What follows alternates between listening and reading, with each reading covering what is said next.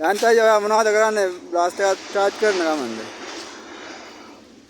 එහෙනම් අද අපි බලමු බ්ලාස්ට් එක charge කරන විදිය කොහොමද වෙන්නේ කියලා. අපේ ජයන්ත සහෝදරයා තමයි මේ වැඩේ කරන්නේ. මෙන්න මේ ඉන්න පොර තමයි ජයන්ත කියන්නේ. ඉහිදුවල නේ ජයන්ත සිරාවට කියන්නේ වා මේ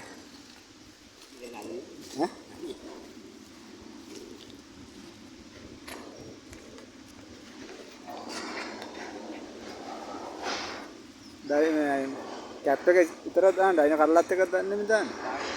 ඩයින භාගයේද? ඩයින භාගයට කැප් එක ගහලා වලට දානවා.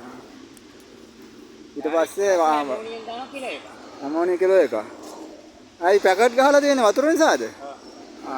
එහෙනම් ඔන්න වතුර තිබුණොත් ඇමෝනියම් දිය වෙනවා. දිය වෙන නිසා ජයන්ත අයියා මේක පැකට් වලට දාලා තියෙනවා. මේ තියෙන පැකට් තමයි ඇමෝනියම් තමයි මේ තියෙන්නේ. මේ ගල් පුපුරන්න ගන්න ඇමෝනියම් කියන්නේ මෙන්න මේකට. මේ යූරියා වගේ જાතියක් තමයි මේක. මේ නයිට්‍රජන් මේ විදිහට තමයි ජයන්ත අයියා මේ බ්ලාස්ට් එක charge කරන්නේ. මේ පේන්නේ තියෙන ED එක ඩයින කරල් භාගයේ වලට දාලා තියෙන මේ තියෙන්නේ ඒක.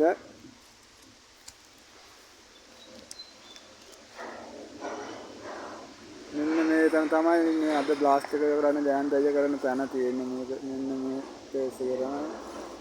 අනේ වතුර නැති ඒවට තමයි මේ ආය ඇමෝනියම් දාන්න හදන්නේ. බලමු අපි ඇමෝනියම් දාන විදිය.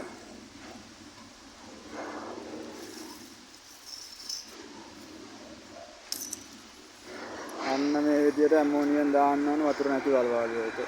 එහෙම තමයි බ්ලාස්ට් එක charge කරන්නේ.